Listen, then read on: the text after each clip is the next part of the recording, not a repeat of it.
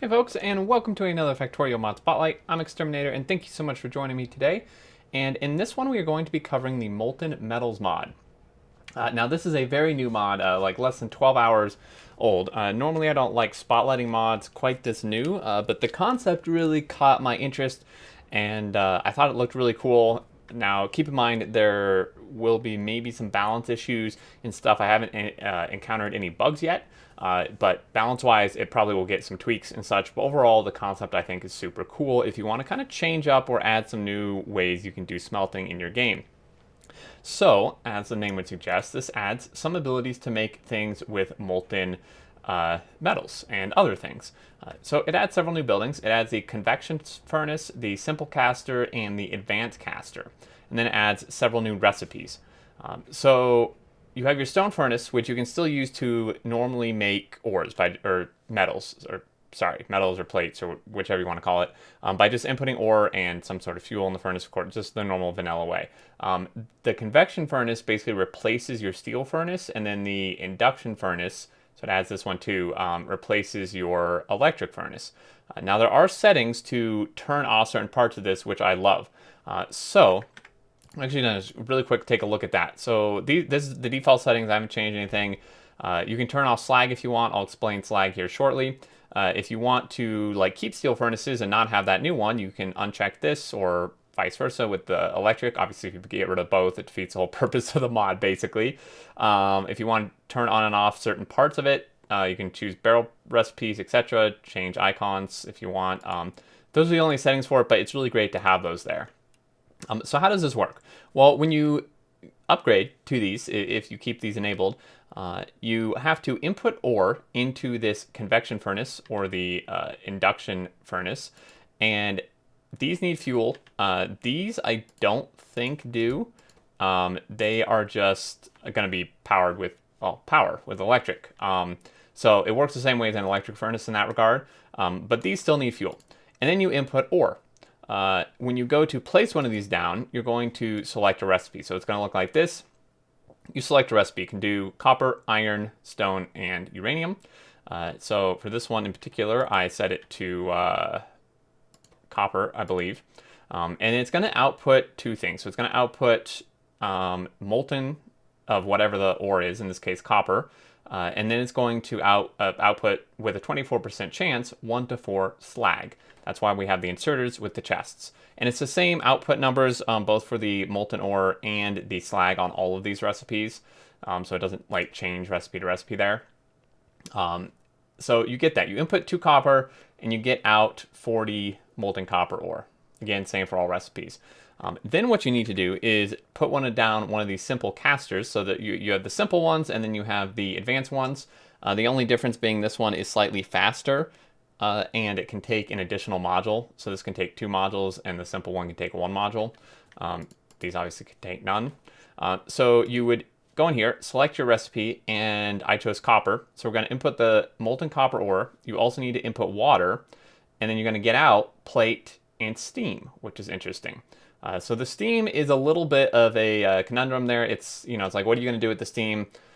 I guess you could put this in tanks or something and then pipe it from there, or just pipe it directly into your power if you want. So that's actually pretty cool, because I haven't done all the calculations, but what you could do potentially, now this steam seems to be the temperature needed for electric power. So this would not work for nuclear, because I think that needs hotter steam, I believe.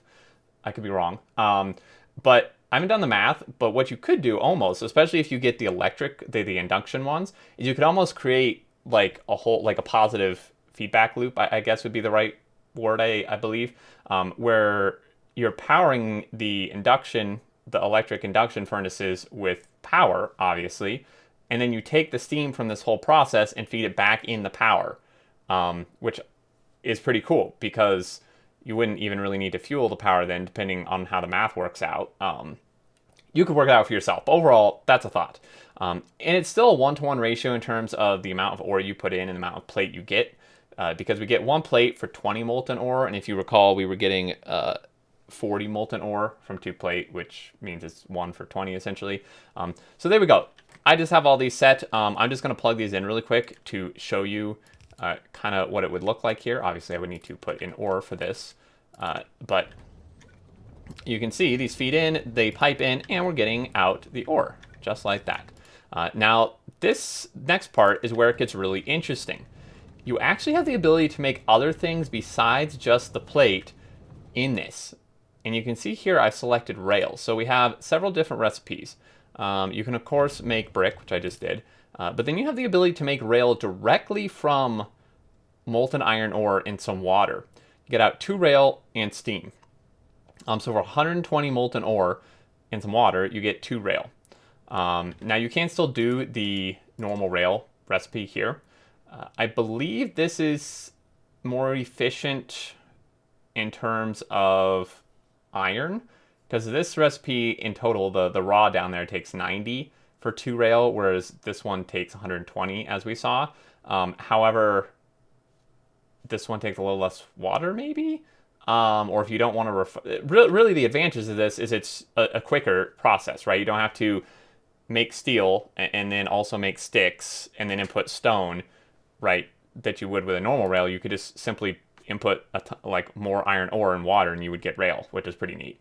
And then you can do the same type of thing for copper cable, gears, and iron sticks by just inputting the raw molten ore and water and then getting out the finished thing here. And the really cool thing about this is you can also do the same with the U-235 and then 238. I particularly like this one because normally in vanilla, when you do it in a centrifuge, which you can still do, of course, you have like the very tiny % chance to get a 235 out of the process.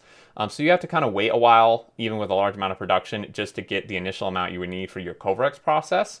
Whereas with this, you have a guaranteed amount you're getting. So you are guaranteed a 235 as a result from this recipe. Obviously, it takes 14,000 molten uranium ore. Again, I haven't done the math to work out like the full amount needed doing the vanilla recipe, including when you take into account the percent chance, how much like in general ore it would take to get your 40. I haven't done the math with that compared to this, but you could just build up, like just have a huge production area making this and then just make 40 and you get a guaranteed one every time. So just do 40 processes of this and then you would have 40. But again, I haven't done that math. It may still be better to do vanilla. And then you do, of course, have this chance to do it with the 0.7% chance to get it. So I think that's really cool that you can make these like directly from the molten ore without having to go through the other steps. All kind of possibilities with that. And then I think that covers that bit. Lastly, in terms of the slag, so you take the slag, and then you can come to an assembler and you can make these slag pellets. So for 10 slag, you get 5 pellets. Here, so basically half a pellet per slag. And then what you do with those is you go to a chemical plant, and you have this option down here, this slag recycling, where you can take 15 slag pellets. So that would basically be equivalent to 30 slag and 35 sulfuric acid, and then you can get like a bit of everything else out of it there. Guaranteed stone though. So I think that's pretty interesting as well. It's a little bit of a pain to do that, and it's taking sulfuric acid.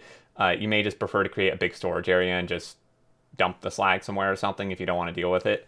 But overall, that's the mod. I know it's a super long spotlight, but I think it's a really interesting way to do things. And you know, if you want to kind of just like scale up the complexity a little bit in your smelting and such, but without making it super crazy, you can do this. And then I really, really like the fact you can make other things like rail out of this directly without having to make steel, send steel somewhere, and then make sticks, and then also send stone over there.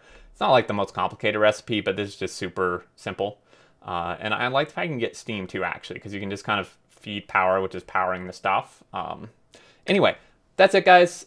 Research is pretty straightforward. So you have your slag research here, slag recycling, and then we're going to say, I don't know how we would search this, but I think it would just be.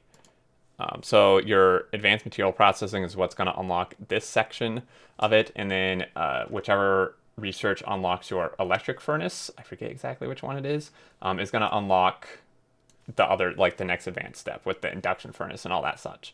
But there you go, guys. That's a mod. If you have any thoughts, questions, please leave them below. Thanks for bearing with me through this. Link in the description to the mod portal where you can check this out. And if anyone wants to do the math, I would be really interested. If anyone here wants to do the math on like the steam versus how much steam you would get from a boiler and how much it takes or whatever. And then also with the uranium that I mentioned, if anyone wants to do that and post it in the comments, I'd be super interested. But that's all. Thank you so much. If you enjoyed, a like's appreciated. If you're new to the channel, feel free to subscribe and turn on notifications with the little bell icon. And until next time, I look forward to seeing you all, and do take care.